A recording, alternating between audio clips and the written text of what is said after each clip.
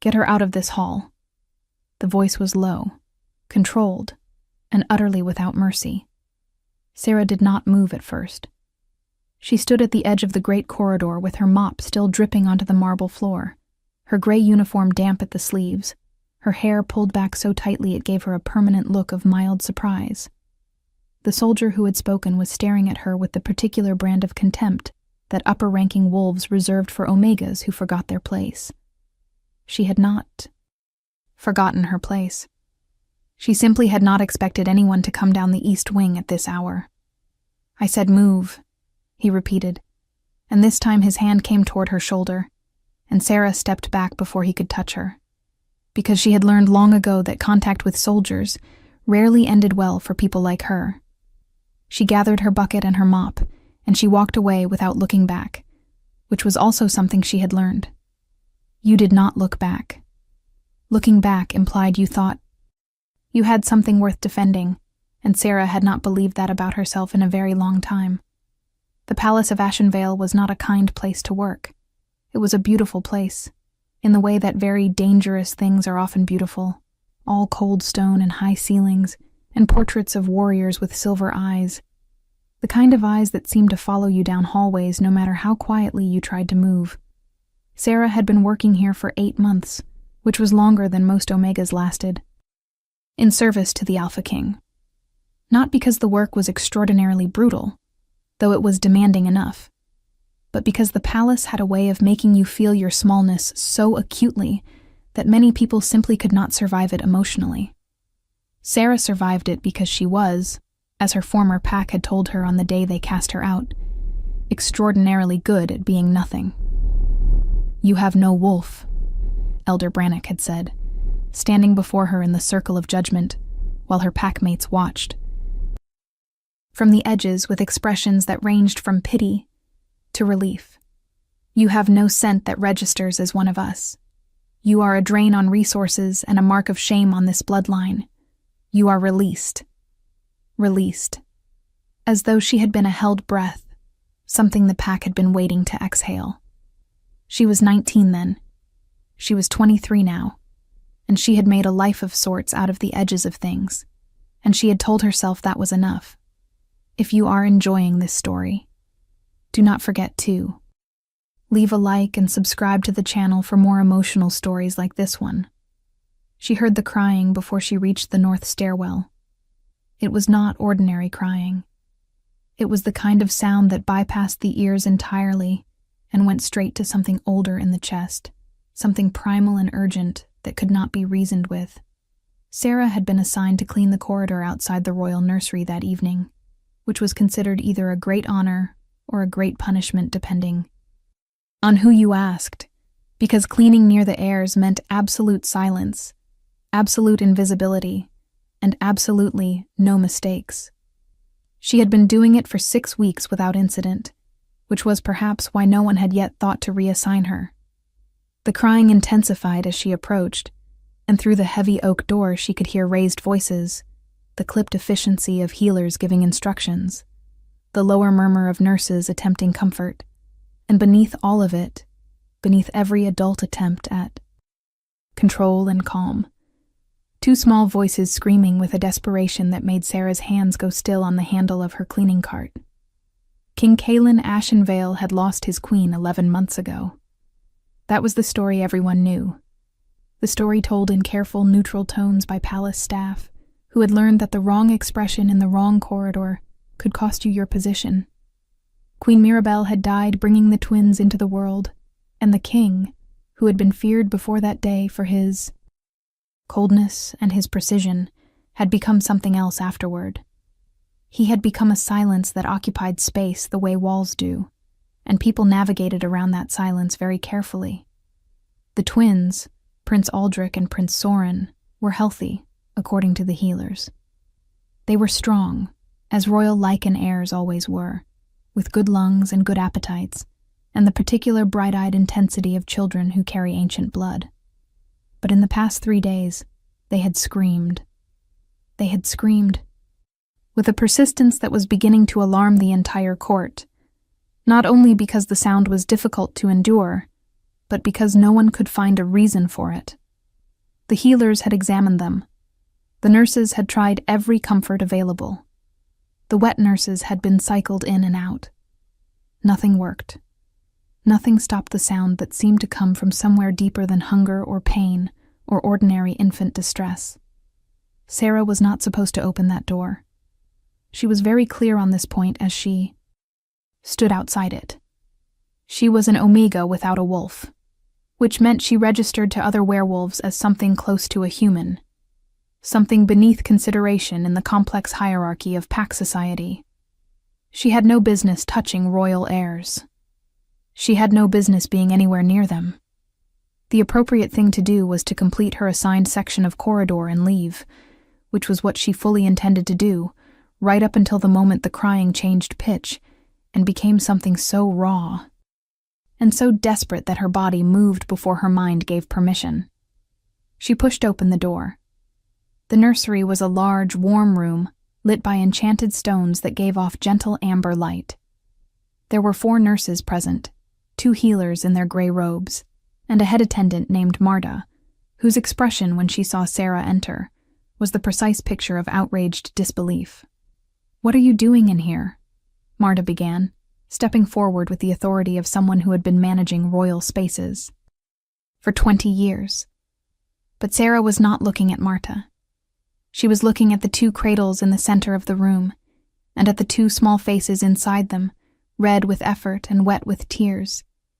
And she was walking toward them before she had made any conscious decision to do so.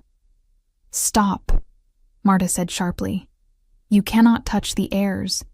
You are an unranked Omega. You have no clearance. You need to leave immediately before I call the guard." Sarah stopped walking. She stood approximately 2 feet from the cradles, and she looked down at the 2 boys, and something very strange happened. The crying did not stop, but it changed. It shifted from desperate to something almost questioning, as though some part of the infants had registered her presence and was trying to understand it. "Remove her," Marta said to one of the nurses, and the nurse started toward Sarah. And then Sarah did something she had not planned and could not have explained. She reached out her hand, not touching, just extending, just offering the proximity of her palm over the nearest cradle, and the child inside, Prince Aldrich, turned his head toward her hand with the accuracy of something following a scent or a warmth or a frequency no one else in the room could detect. And he stopped crying. It happened that fast, that completely, that impossibly. He simply stopped, and his face went from anguish to calm with a speed that made every adult in the room go absolutely still. His brother, in the cradle beside him, fell, silent 3 seconds later. The silence was so sudden and so total that it felt like a physical thing, like a wall going up in a room that had been open to a storm. Marta stared. The healers stared. Sarah very carefully did not move, because she understood that whatever was happening was fragile, and also that she was in very serious trouble, and she did not want to make either of those things worse. "What did you do?" Marta said, and her voice had lost its authority. It was just a question now. "Nothing," Sarah said honestly. I came in." One of the healers, an older woman with silver-streaked hair named Healer Voss, stepped forward and looked at Sarah with an expression that Sarah had never seen directed at her before. It was not contempt or dismissal. It was something very close to professional alarm. "Who are you?" Healer Voss asked. "Sarah," she said. "I clean the east and north corridors." "Your full name," Voss said. "Sarah. Just Sarah. I was released from my birth pack." Healer looked at her for a long moment, and then looked at the now sleeping infants, and then looked back at Sarah with that same careful, calculating expression. "Do not leave the palace," Voss said finally. "I need to send word to someone." The someone turned out to be the king. Sarah had never been in the same room as King Kalen before this night. She had seen him at a distance twice, once crossing the Great Hall with his war council, and once standing at a high window with the particular stillness of someone who has learned to make grief look like discipline. He was larger than she had expected, not just in height, which was considerable, but in the way that very powerful wolves occupy space, as though the air around them has more weight. He had silver eyes, like all the portraits in the corridor, but in person they were less decorative and more unsettling, the kind of eyes that processed things very quickly and revealed almost nothing of what they concluded. He stood in the doorway of the nursery and looked at Sarah with those eyes for what felt like a very long time. And Sarah, who had been instructed by Marta and healer Voss to stay exactly where she was, stayed exactly where she was. She calmed them, Voss said from beside the king. Immediately, both of them, without touching them. The king's gaze did not leave Sarah. How? He said. His voice was even quieter in person than it had been in the corridor 8 months ago, when she had heard it tell a soldier to remove her. It was the voice of someone who had no need to raise it to be obeyed. I do not know, Sarah said, because there was no point in pretending otherwise. I heard them crying and I came in. I should not have. I understand that. I am sorry if I have caused any problem. Something moved behind those silver eyes. It was quick, and she could not name it. You are the Omega who cleans the North Corridor, he said. Yes, Your Majesty. You have no wolf, he said. It was not a question. Her file, apparently, was known to him. That is what I have been told, she said carefully. Can you stay with them tonight? He said. And the question so surprised her that she did not answer immediately, which was apparently an unusual experience for him because something shifted in his expression. I am asking if you are willing, he said, with the particular effort of someone who did not often need to clarify that they were asking rather than commanding. Yes, Sarah said. Yes, Your Majesty. Of course. What do you think will happen next? Leave your predictions in the comments below. She did not sleep. She sat in the chair between the two cradles, and she watched the twins breathe in the amber light. And she thought about how strange it was that the first place she had felt something like peace in 4 years was in the nursery of the most powerful wolf in the known territories, watching over children who were not hers, and never could be. She did not reach for them again. She simply sat. And whatever warmth or frequency or impossible comfort she carried in her body, she let it exist in the room, and the twins slept through the night, for the first time since their crisis had begun. When the morning came and healer Voss found her still in the chair, the older woman's expression had shifted into something that Sarah could not quite categorize. The king wants to see you at mid-morning, Voss said. Before that, I want to examine you. Examine me, Sarah repeated, as a medical matter, Voss said. I want to understand what happened last night. The examination was thorough and strange, and not entirely comfortable, the kind of inspection that Sarah associated with the early days after her rejection, when various healers from various packs had tried to determine what was wrong with her, why she had no wolf, why she smelled different, why she occupied the margins of the supernatural world without quite belonging to it. Voss did not say what was wrong. She said very little. During the examination, which was itself unusual enough to be alarming, she pressed her fingers against the space below Sarah's shoulder blades and was quiet for a very long time. She held Sarah's wrists and closed her eyes. She asked Sarah to breathe deeply and hold it and release, and listen to something that Sarah could not hear. When it was over, Voss sat back and folded her hands and looked at Sarah with an expression that had passed through alarm and come out the other side into something much more serious.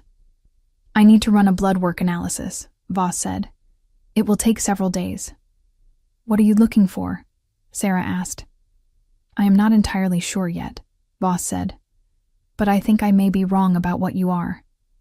Kalen received her in his private study, which was a room that managed to be both grand and austerely functional, full of maps and ledgers, and the detritus of a man who governed an enormous territory with relentless personal involvement.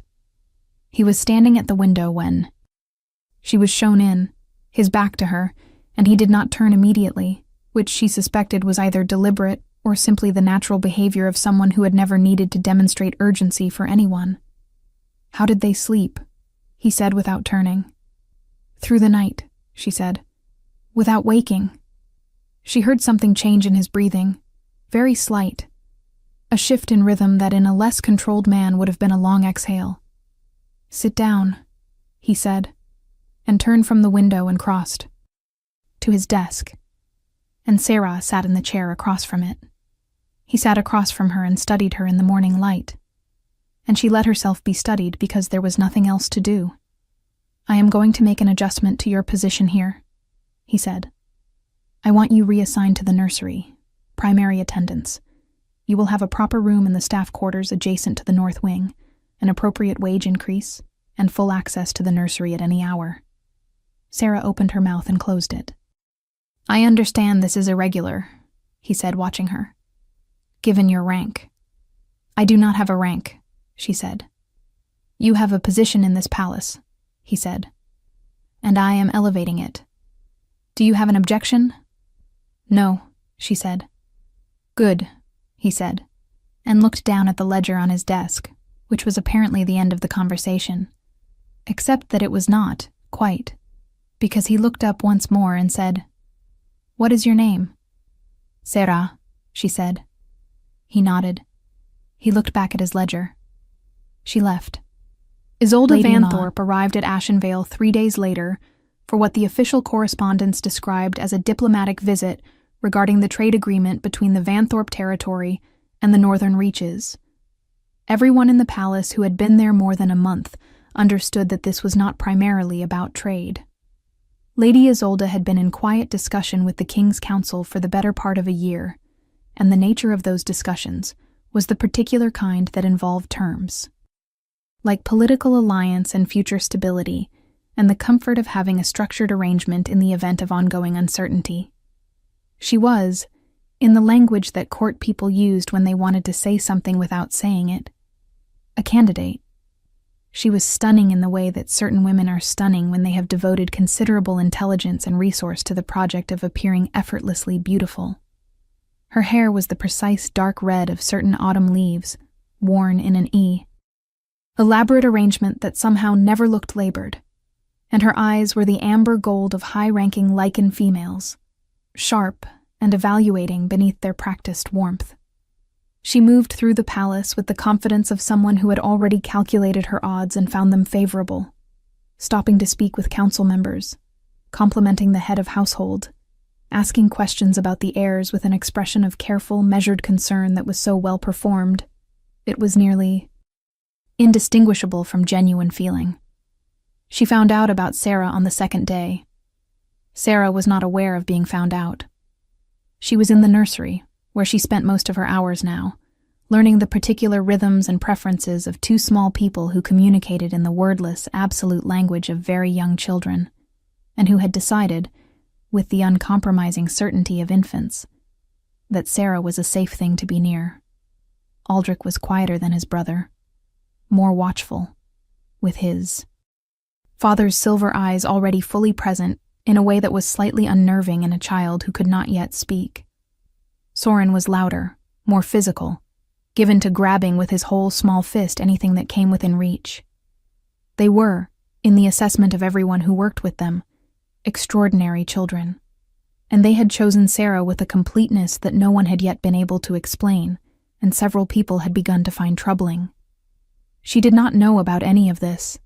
She was singing, very quietly, not a song she had learned anywhere, but something that simply existed in her, some melody that seemed to come from the same place as the warmth in her hands. And Aldrich was watching her with those disconcerting silver eyes, while Soren made a determined attempt to pull her braid through the slats of his cradle, when the nursery door opened and Lady Isolde stepped inside. The change in the room was immediate. Both twins registered it, the way that young animals register a shift in air quality before they can name why. Aldrich's expression went from watchful to closed. Soren released Sarah's braid. Isolde looked at Sarah with an expression that was perfectly, expertly pleasant, and said, "You must be the girl everyone is talking about." Sarah stood and dipped her head in the appropriate acknowledgement of a person of higher rank. "I am Sarah, my lady. I attend the Heirs." "Attend," Isolde repeated, letting the word sit there with its implications while she looked around the intime room. She was wearing a gown the color of forest moss, deeply elegant, and she smelled of something expensive and floral that Sarah's senses registered as fundamentally wrong, though she could not have said why. "I have heard the story, of course. The Omega Maid who silenced the royal heirs. Quite a feat." "I do not fully understand it myself, my lady," Sarah said. "No," Isolde said pleasantly. "I imagine not." She looked at the twins with an expression that was meant to convey warmth and achieved something that was a precise simulation of it. Aldrich stared back at her with the blank, unblinking gaze of a child who has not yet learned to pretend. Soren began to cry. It was a quiet cry, not the desperate screaming of before, but steady and certain, the cry of a child who has decided something is not right. Isolde's pleasant expression did not waver, but something moved behind her eyes. "Well," she said, "I can see you are busy." She left. Sarah looked down at Soren, who was still crying.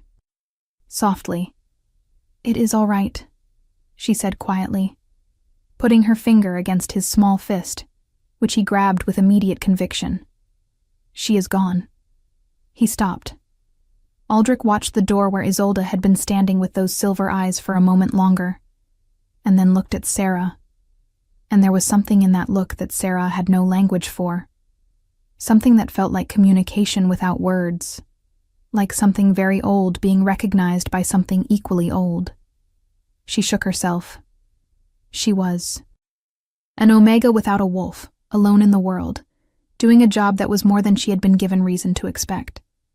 She was not going to start imagining that infants were sending her messages. She went back to her work. The council meeting that Sarah did not know she was discussed in took place that evening. Healer Voss presented the preliminary findings of her bloodwork analysis with the particular careful tone of someone presenting information they know will be contested. The sample shows several anomalous markers, Voss said.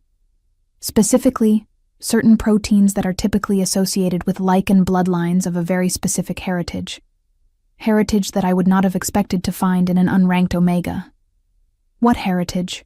said Councillor Dre, who was the king's head of intelligence, and who asked all questions with the same tone he might use to press on a bruise. "I want to run additional tests before I make a definitive statement," Voss said. "But the preliminary pattern is consistent with Sylveth lineage." The silence in the room after that was different from an ordinary silence. It was the silence of people recalibrating. At the head of the table, Kalen said nothing. He was looking at the window again, his expression exactly as controlled as it always was, and only Voss, who had known him since before he was king, could have identified the slight shift in the angle of his jaw that indicated he was processing something significant. Sylveth. The name carried weight in the history of the lichen world, the way that certain words carry weight, not just as information, but as a kind of gravity. The Sylveth bloodline had been the last true counterpart to the Ashenvale line. The two great dynasties of the ancient territories, bound by old law and older magic, before the wars and the collapse and the 3 generations of silence that had followed. The Sylveth were believed extinct. Every record indicated this. There had been a child, it was said, an infant girl who had disappeared in the chaos of the final conflict, but no one had found her. And after enough decades of absence becomes its own form of proof. If she carries Sylveth blood, Councillor Dre said carefully, then the implications for her status in this court would be significant. "That is an understatement," said another councillor. "If she is Sylveth, she does not merely have a status. She has a claim." More silence. "Run the tests again," the king said. It was the first thing he had said in 15 minutes. and say nothing to her until the results are confirmed. Sarah, unaware that her blood was being debated in a council chamber, was having the first pleasant evening she had experienced in several years. She had been given a room that was not large, but was warm, with a window that looked out over the palace gardens, and a bed that was not a pallet on a shared dormitory floor. She sat on the edge of this bed after her shift, and looked at the window and thought about nothing in particular, which was itself a luxury. And then she thought about the twins, and felt the particular warmth in her chest that she was beginning to accept as simply a fact about herself, something she carried the way some people carry a memory or a song. She thought about the way Aldrich watched her, that disconcerting ancient gaze. She thought about Soren's immediate and total trust, the way he grabbed with his whole being. She thought about what it meant to be needed, to be the specific shape of comfort that someone required, and she pushed the thought away before it could become something more painful, because she was very practiced at pushing away the thoughts that would hurt her if she let them develop. If you want to see how this story ends, make sure you are subscribed with notifications on.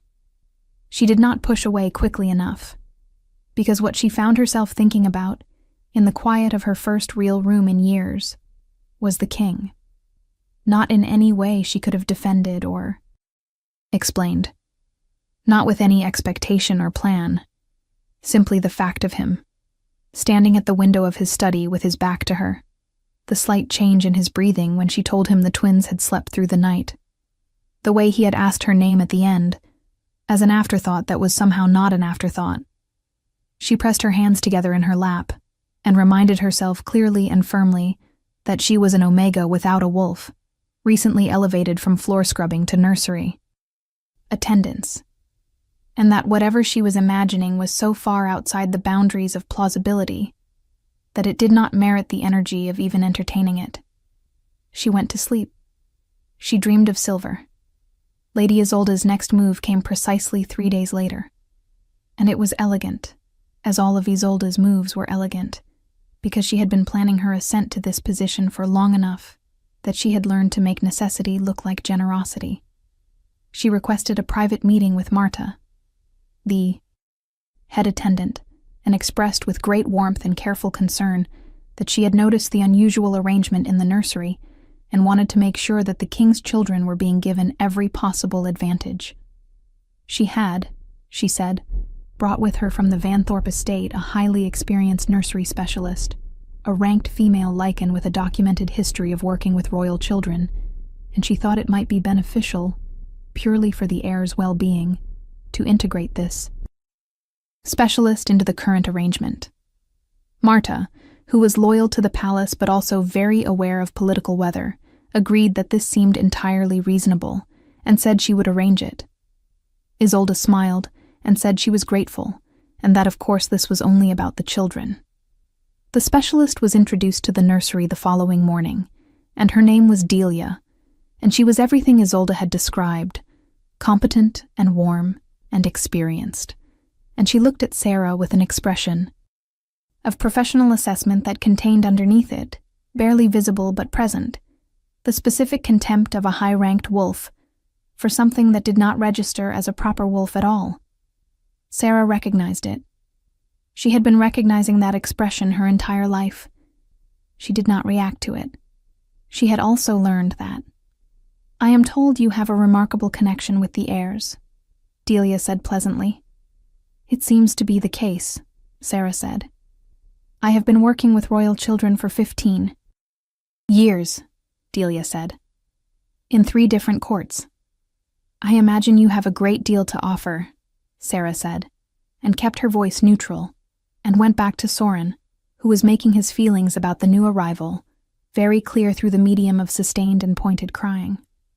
It was Healer Voss who went to the king. She did not frame it as a conflict or a complaint, because she had not survived 30 years of palace medicine by being clumsy about things that required delicacy. She simply mentioned, in the context of the ongoing analysis of Sarah's blood work, that there had been a change to the nursery staffing, and that she thought the king should be aware of it, given the particular situation with the heirs. Kaelin listened. He said nothing for a moment. "Who authorized this?" he said. "Lady Isolde brought the suggestion to Marta," Voss said. "Marta approved it." Another silence. "I see," he said. It was 2 words, and it contained within it a judgment and a decision, and a correction in progress, and Voss recognized all of this, and withdrew very carefully. Kaelin came to the nursery that afternoon for the first time in 3 days. He arrived without announcement, which was not unusual for him, and the room rearranged itself around his presence the way rooms always did, nurses straightening, Delia turning with a professionally warm smile, Marta appearing from somewhere. Sarah was in the far corner of the room with Aldrich against her shoulder, the child having decided that this particular afternoon required absolute proximity to Sarah, and was not interested in any alternative arrangements. And she looked up when the king entered, and then looked down again, because looking at the king was not something she did, if she could avoid it. She heard him cross the room. She heard the brief exchange with Delia, quiet and polite, and utterly without warmth. She heard Marta explain the new arrangement with the particular verbal delicacy of someone trying to describe a decision they are beginning to suspect was a mistake. And then the footsteps continued across the room until they stopped very close to her, and she looked up. "How are they?" he said. His eyes went to Aldrich first, who had turned his head to look at his father with that silver gaze, and then something softened, almost imperceptibly, in the king's expression. Something that was there for only a moment before the discipline of years closed back over it. "He wanted to be held," Sarah said quietly. "He has been out of sorts this morning." The king reached out and touched his son's head very gently, a brief, careful touch, the touch of a man who was terrified of wanting too much and had learned to express love in very small quantities because he could not afford to lose it. Aldrich leaned slightly toward his father's hand, in the same instinctive way he leaned toward Sarah's warmth. The king let out a breath. "Delia," he said, without raising his voice. Delia appeared at his shoulder. "Thank you for your service. You are dismissed from the nursery. Your wages for the full week will be paid." The professionalism in Delia's expression flickered, just slightly. "Of course, Your Majesty." She left. Sarah did not look at the king. She looked at Aldrich. She could feel Kaelin's gaze on the side of her face, the way you feel the presence of something very warm standing nearby in cold air. "I want the arrangements here to remain as they were," he said, apparently to the room at large. "Nothing changes. Without my direct authorization. Is that understood?" It was understood. Isolde found Sarah alone in the palace library that evening, which was not an accident. Sarah had gone there to find one of the children's books that Voss had mentioned as particularly good for reading aloud to infants, and she was running her finger along the spines of the relevant shelf when she heard the door close behind her with the particular soft click of someone who has planned the closing. She turned. Isolde was wearing deep wine red and looking at Sarah with an expression that had dropped its performance now that they were alone, and what was underneath was considerably colder. "You are clever," Isolde said. "I would not have thought so, looking at you. But the way you have positioned yourself is actually rather impressive for someone of your background." Sarah set down the book she had been holding. "I have not positioned myself anywhere, my lady," she said. "I was assigned to the nursery because the Heirs responded to my presence. That is the whole of it." "You actually believe that?" Isolde said, with a slight tilt of her head that expressed precisely calibrated disbelief. "There is something happening here that you are a part of, whether you understand it or not. And I want you to understand something very clearly. I have spent years building toward this. My family has invested considerably. The council supports this arrangement. The king needs a political alliance and a queen and an official structure for his heir's succession, and I am the logical and correct choice for all of those things." She paused. "You are a cleaning girl without a wolf. Whatever temporary curiosity you have inspired will pass. I suggest you use this period of elevated status wisely and save enough to make your future comfortable, because you will not be in this palace much longer." Sarah looked at her for a moment. There was something moving through her that she identified carefully, making sure she knew what it was before she let it inform how she spoke. It was not fear. It was something older than fear. Something that her body recognized even when her mind did not have language for it. Something that felt, in the strangest way, like finally being named. "Thank you for being direct with me, my lady," Sarah said. "I prefer directness to strategy. It is easier to know what you are actually dealing with." She picked up her book. "Good evening." She walked out of the library and she kept her spine straight until she was well out of sight, and then she leaned against the wall in an empty corridor and pressed her hand to her chest and felt her heart doing something entirely unreasonable. And after a moment, she realized she was not afraid. She was angry. It was the first time in 4 years she had felt truly angry, and it moved through her like light through water, and she did not know what to do with it yet. But she recognized it as hers. The results of the blood work came back 12 days after Voss first took the sample. Voss came to Sarah's room to tell her, which was itself significant, a healer coming to an attendant, rather than summoning her. Sarah was sitting at her small desk writing notes about the twins' feeding schedule, because she had found that organized information helped her do her job better, and no one had told her she could not do it. And she looked up when Voss knocked and entered, with an expression that Sarah had never seen on her face before. It was the expression of someone who has confirmed something they suspected and is still not entirely sure how to present it. "Sit down," Voss said, and Sarah was already sitting, which seemed to briefly derail Voss. And then the healer sat on the edge of the bed and folded her hands in her lap. "I need to tell you something about your blood work results," she said. "And I need you to understand that what I am about to say changes nothing about who you are as a person. It simply clarifies what you are in a more structural sense." Sarah set down her pen.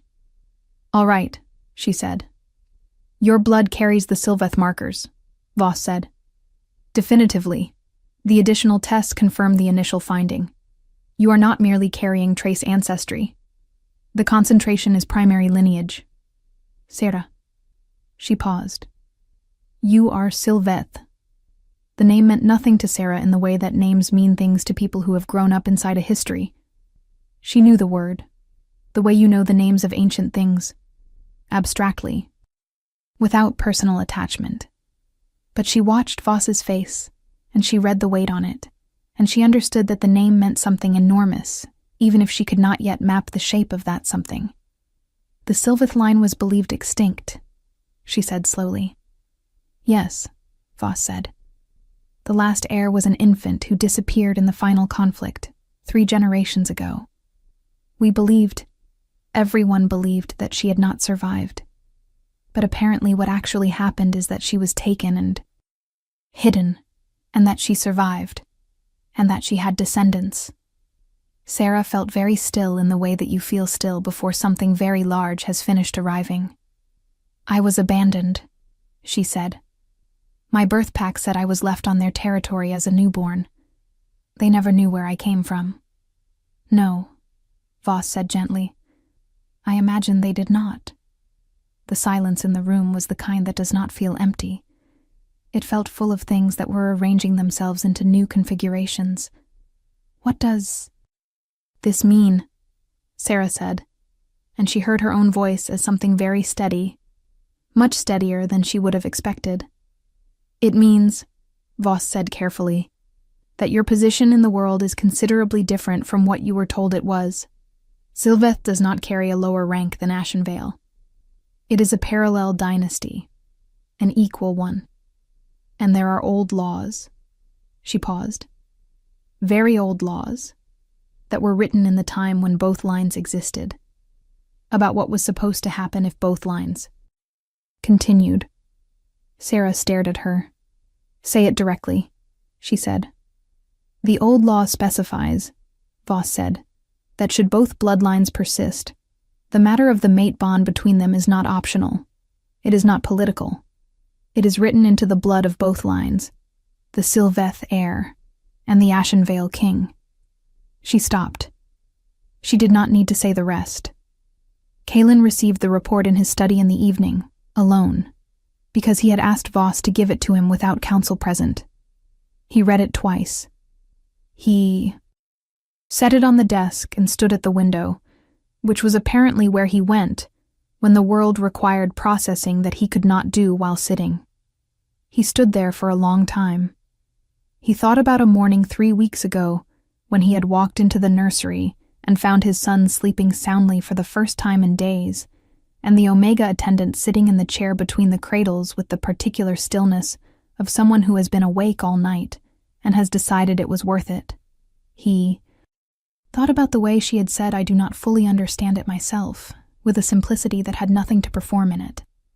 He thought about what it had felt like to stand near her while she held Aldrich, that specific quality of warmth and steadiness that he had recognized on some level beneath reason, and had been very carefully not examining since.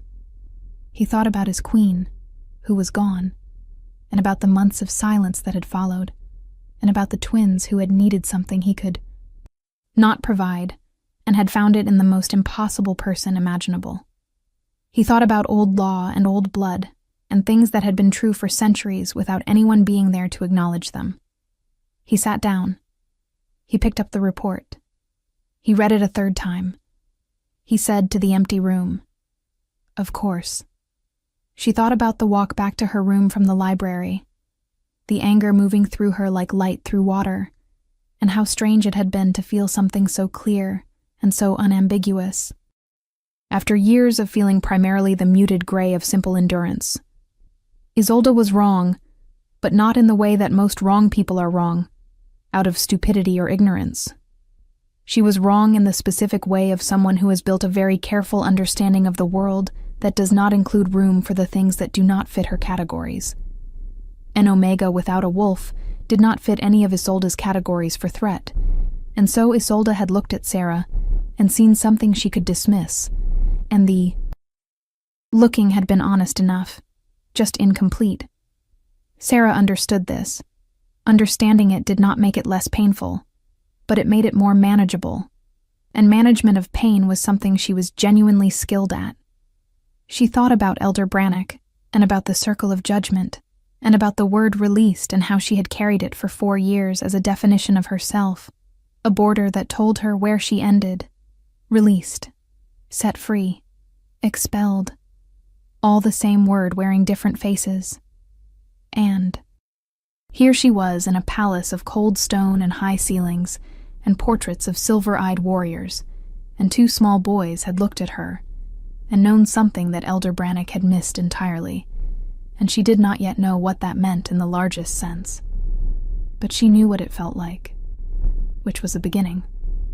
Kaelin, in his own study that same evening, was doing the particular thing he did when he needed to process something that did not fit neatly into any existing framework. He was reading. Not the ledgers or the political correspondence or the strategic assessments that normally occupied his evenings, but one of the old records, the historical texts that predated the current court by several centuries, the ones that documented the twin dynasties in the language of people who had assumed both would continue.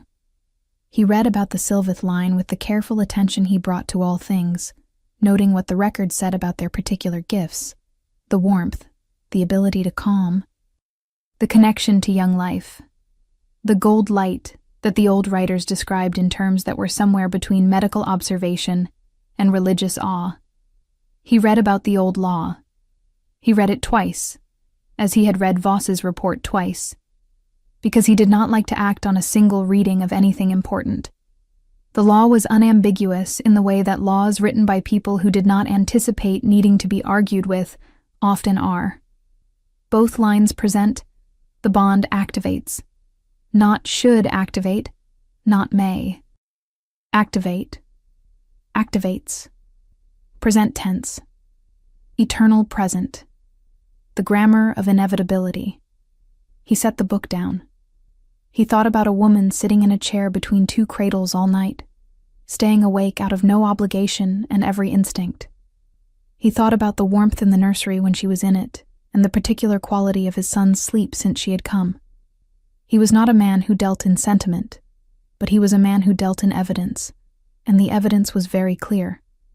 In the lichen world, performed once a year at the first full moon of spring, in which the children of royal bloodlines were presented to the pack's ancient ancestors through a ceremony of moonlight and blood recognition.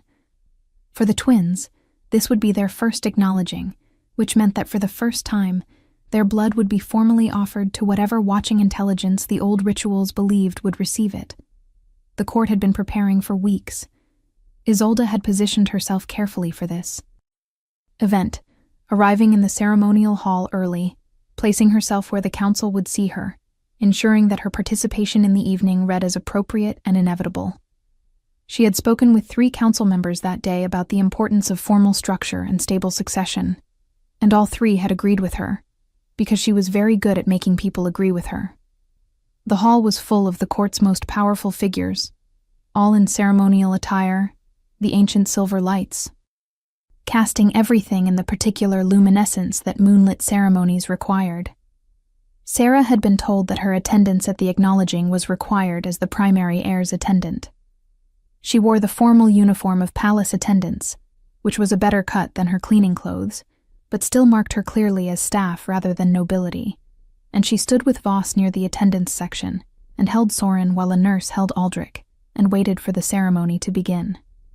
The ancient healer, who performed the ritual, a very old wolf named Corthan, who seemed to have survived by transforming himself gradually into something almost beyond the ordinary physical, moved through the opening invocations with the deliberate pace of someone who understood that certain things should not be rushed. The hall was quiet, in the way that ceremonial spaces are quiet, a communal silence that has a texture to it. And then the moment of blood recognition came, in which the heir's blood was touched too. The ancient stone of lineage that sat at the center of the ritual circle, and Corthan bent over the stone, and the stone lit. It did not light in the soft, ceremonial silver that it was supposed to produce for royal Ashenvale blood. It lit in 2 colors, silver for the Ashenvale line, bright and familiar, and something else, something that had not been seen in the stone in 3 generations, a deep gold light that moved through the silver the way the sun moves through water, not competing with it but completing it. Every person in the hall who was old enough to know their history went very still. Corthan straightened from the stone and turned, not toward the council, not toward Lady Isolde, but toward the attendance section, with eyes that were looking for something specific, and found it immediately. "There is Sylveth blood here," he said, and his voice carried through the silence with the perfect, unforced projection of someone who had been making pronouncements in large halls for 60 years. "Present in the children, which means present in whoever carries the Sylveth bond to them." Every head in the hall turned. Isolde's expression did not change. It could not afford to change. But behind her eyes, something moved with considerable velocity. Corthan's gaze settled on Sarah, who was standing very still with Soren against her shoulder, and the realization of what was happening moving through her with the slow, devastating clarity of something she had been approaching for weeks without knowing it. "You," Corthan said. "Come here, child." The walk from the attendance section to the ritual circle was the longest walk Sarah had ever taken. She was aware of every eye in the hall following her, aware of Isolde's stillness in her peripheral vision, aware of the weight of Soren in her arms and the anchoring quality of it, the fact of him, warm and real and certain. She stepped into the ritual circle. Corthan took her free hand and pressed her palm to the stone, and the gold light flared so brightly that several people in the front rows instinctively stepped back, and then the silver rose to meet it, and the 2 lights wound together in the stone, with the coherence of something that had been waiting to do exactly this for a very long time. "Sylveth," Corthan said, not as a question. not as a revelation to her, as a confirmation to the hall. The line persists. The room erupted, not in chaos, but in the specific tumult of people who have received information that restructures everything they thought they understood, all talking at once, the council members turning to each other, the noble families recalibrating, Isolde standing in the middle of it with her face completely controlled and her hands loose at her sides, which was the only sign of what it was costing her. Sarah stood in the ritual circle with the gold light fading against her palm and looked for exactly one person in the room. Kaelin was standing at the edge of the ritual circle, and he was already looking at her. He had not moved when the stone lit. He had not turned to the council or looked at Isolde or conferred with anyone. He was looking at Sarah with an expression that she had never seen on his face before, something that was not the controlled silver neutrality of the king, something older and more unguarded, something that his eyes were doing without his permission. She saw it, that thing in his eyes, and she felt, answering it from somewhere in her own chest, the mate. Bond complete itself in the space between them like a lock finding a key, like two notes finding the chord they were always meant to form together. It was quiet and total and as inevitable as anything she had ever experienced. He crossed the circle. He stopped in front of her. "Sarah," he said, and her name in his mouth was different than it had been in his study 3 weeks ago, when it had been almost an afterthought. Now it was something else entirely. "I know," she said quietly. He looked at her for another moment, and then he looked at Soren, who had fallen asleep against her shoulder with the perfect trust of a child who has found what he needed, and the expression on the king's face when he looked at his son being held by this impossible woman was the most human expression Sarah had ever seen on him. "There are protocols," he said, "for this situation. Very old ones." "I imagine there are," she said. "They will be contested," he said. "Isolde's family will contest it. The council will debate it. It will be complicated and probably unpleasant for a while. I understand that," she said. "I have spent 4 years being an Omega without a wolf, doing work that people with my apparent rank do, and surviving. I can manage complicated and unpleasant." Something in his expression shifted toward something that in another man would have been a smile, not quite reaching one, but adjacent to it. "I believe you," he said. "Good," she said. He reached out and very carefully, with the same deliberateness he had used to touch his son's head in the nursery, he touched her face. His fingers were warm against her cheek, and the bond between them sang in her blood, her Sylveth blood, her real blood, the blood that had been waiting for this since she was born. "We will figure out the protocols," he said. Together, she agreed. Soren slept on, unbothered.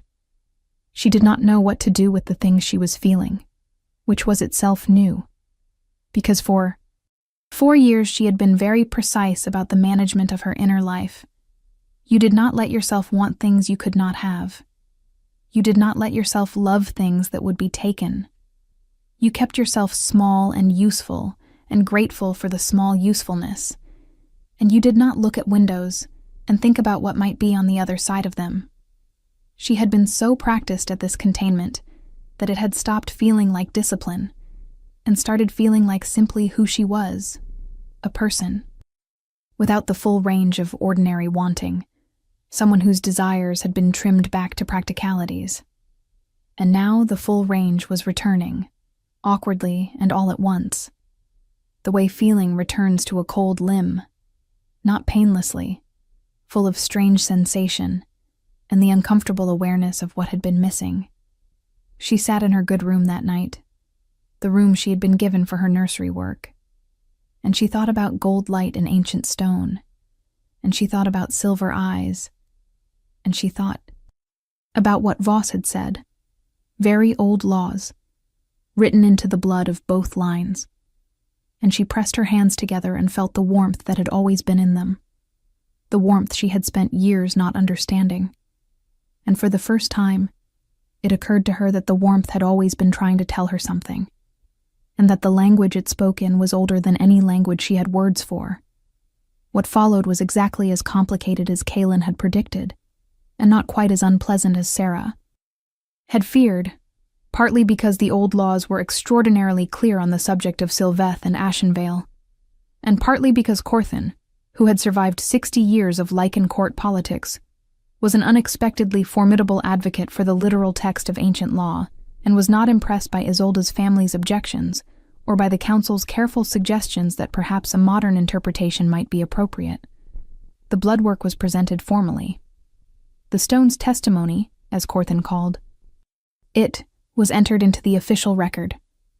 Isolde sat through 3 days of formal proceedings with an expression of perfect composure, and did not contest anything in a way that could be directly challenged, because she was, above all else, strategic, and she understood very clearly that the field had changed, and that the dignified exit was the only option that preserved anything for her future. She left Ashenvale on the 4th day with her retinue, and the last thing Sarah saw of her was the precise, elegant line of her back as she walked out of the palace gate, and Sarah did not feel triumph about it, only the particular exhaustion of watching a conflict end. The court adapted, because courts always adapt. It was not immediate, and it was not without difficulty, and there were approximately 11 separate formal complaints submitted by various noble families, who had opinions about the appropriate rank and status of a former palace attendant. But the old laws were old enough and specific enough that the complaints did not ultimately alter the outcome. Voss supervised the formal investigation of Sarah's lineage, and the bloodline confirmation was complete and unambiguous.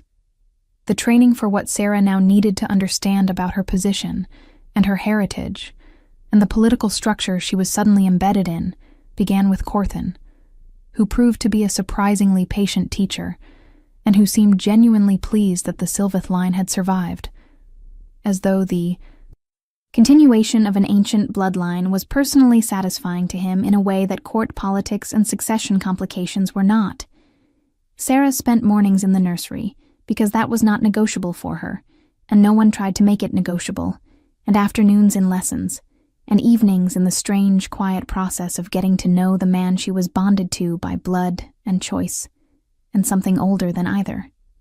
They did not rush it. That was perhaps the thing that surprised her most. That, after the revelation and the ceremony and the formal processes, what followed was simply time. Kaelin did not transform overnight. He did not suddenly become warm where he had been cold, open where he had been closed. He was still the man he had made himself into after losing Mirabelle, careful and controlled and carrying a weight that had changed the shape of him. But he made space. He asked questions and listened to the answers with the particular quality of attention that she was learning was. How he expressed respect. He told her things about the twins, small things, observations that he had been making alone, and now had someone to say them to. He told her once, on an evening when they were walking in the palace gardens after the twins were asleep, that he had not expected this. That he had told himself, after Mirabelle, that whatever the mate bond laws required, he would manage structurally and politically, without allowing it to mean anything more than structure and politics. He told her this, with the directness of a man who believed in being honest, even when honesty was uncomfortable for him.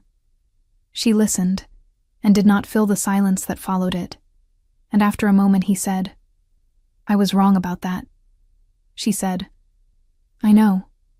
He said, "You were remarkably calm about all of this." She said, "I have spent 4 years with nothing. Having something is not a thing I can afford to be careless with." He stopped walking. She stopped too and looked at him, and whatever was in her face. When she said that, he reached for her hand and held it without saying anything, and they stood like that in the garden for a while, and it was enough. The claiming ceremony was held on the last full moon before summer, which was according to custom and also apparently the preference of Corthan, who had very specific views about which astronomical conditions were appropriate for various rituals. The court assembled for it, which was also custom, the formal public acknowledgement of a bond that had already been established in every way that mattered, but required the additional structure of witnesses and law, and the ancient words that made things official in the way that lichened society required things to be official. Sarah stood in the ritual circle again, in different clothing this time, not the uniform of an attendant or the simple wool of an omega, but something that Voss had overseen with the focused competence of a woman who had decided that this particular task deserved her personal attention. It was deep gold, the gold of the light in the stone, and in it Sarah looked like what she was, rather than what she had been told she was, which was perhaps the whole point. Aldrich and Soren were held by nurses at the edge of the circle, too young to understand the ceremony but present, because their father had specified they would be, and because Sarah had not said this aloud, but had thought it very clearly, and Kaelin had apparently understood. They were part of this too. They were the reason the story had taken the shape it took. Kaelin stood across from her in the circle, and looked at her with the silver eyes that had unnerved her when she first encountered them, and no longer did, because she knew now what he did with them when he was not being observed, the way they softened on his sons, the way they found her across rooms with a directness that he had stopped trying to moderate. He spoke the old words of claiming with the voice that was always quiet and never needed to be anything else. And when it was her turn, she spoke them back with the clarity of someone who had spent 4 years without a voice and was not going to waste this one. The stone lit when the words were complete. Both colors, silver and gold, wound together, and Corthan said something in the ancient tongue that none of the younger wolves in the room could translate, but that seemed to satisfy him enormously, and the hall witnessed it. All of the faces that had once looked at Sarah with contempt or dismissal or the specific nullity of not looking at her at all, and she let herself be seen by all of them, fully and without apology. Afterward, in the brief moment before the formal reception began, when they were still technically in the ritual circle, and the rest of the court was still reorganizing itself, Kaelin leaned close to her and said, very quietly, into the space beside her ear, "How do you feel?" She thought about it. She thought about a dormitory floor and a mop and a corridor that smelled of cold stone, and the look on Elder Brannock's face when he said "you are released," as though she were an exhaled breath. She thought about the twins crying in the night and the warmth in her hands that she had not been able to explain. She thought about gold light in an ancient stone and a king who learned to ask instead of command, and 2 small boys with silver eyes who had looked at her and recognized something no one else had been able to name. "Like I was always going to be here," she said. He straightened. He was almost but not quite smiling, that adjacency that she had learned to read as the real thing. "Yes," he said. "I think that is exactly right." The reception was long, and the court was complicated, and several noble families were still working through the implications of everything in real time and had opinions about it, and Isolde's absence was noted and discussed and eventually filed away by the court machinery that processed these things, and Sarah navigated all of it with the steadiness that 4 years of invisibility had given her, because it turned out that spending that much time learning not to react to things was actually a very useful preparation for a court environment. She stood beside the king at the formal dinner and accepted the acknowledgments of council members and noble representatives and senior pack officials with the same calm she brought to everything. And at some point during the evening, Kaelin's hand found the small of her back with the particular pressure of someone who is making a choice about public posture and has decided on proximity, and she was aware of it every moment for the rest of the evening, in the way you are aware of warmth when you have been cold for a very long time. Later, when the twins had been settled for the night and the palace had moved into the quieter rhythms of the late hours, and she was sitting in the chair between the cradles in the amber light of the nursery, because this was still where she came when she needed to think. She heard the door open and did not have to look to know who it was. Kaelin sat in the chair that had been placed beside hers, which was new, which someone on the staff had apparently decided to add in anticipation of this becoming a regular arrangement, and they sat together in the quiet while the twins slept, and it was not awkward or ceremonial or weighted with any of the complicated things that had preceded it. It was simply two people who had found each other, by the most improbable route imaginable, sitting in the room where the story had begun, with the proof of why it mattered sleeping in front of them. "Aldrich will walk before Soren," Kaelin said eventually. "I think so too," Sarah said. "Soren will talk first," he said. "Without question," she agreed. They were quiet again. "Thank you," he said. She turned to look at him. "For what?" she said. He looked at the twins. He looked at her. He had the expression that she was learning was what happened. To his face when he let himself mean something without controlling it first. "For coming through that door," he said. She remembered standing outside the nursery, bucket and mop, the crying that bypassed her ears and went somewhere older. She remembered the moment her feet moved before her mind gave permission. She had thought at the time that she was making a mistake. She understood now that she had been making the truest choice of her life, even without knowing it, even when she was nothing, even when the world had agreed that she was nothing. Something in her had known where she was supposed to be. "I think that door was always there," she said, waiting for me to be ready to open it.